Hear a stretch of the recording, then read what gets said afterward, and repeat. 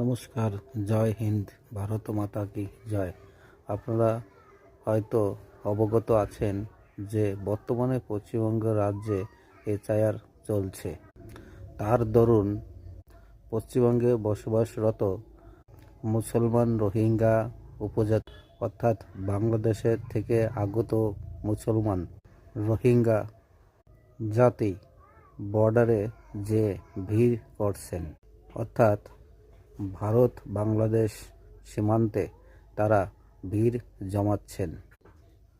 আমার ভারত সরকারের কাছে আবেদন যে যারা বর্ডারে যে ভিড় জমাচ্ছেন তাদের উপযুক্ত ব্যবস্থা করে বাংলাদেশে পাঠিয়ে দেওয়া, অর্থাৎ যত তাড়াতাড়ি সম্ভব এদের বাংলাদেশে পাঠিয়ে দেওয়া অত্যন্ত জরুরি।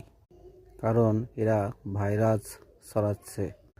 আর বর্ডার এমনভাবে বা এমন পদ্ধতি অবলম্বন করা উচিত যে বাংলাদেশ থেকে কোনো রকমের রোহিঙ্গা মুসলমান ভারতবর্ষে প্রবেশ না করতে পারে।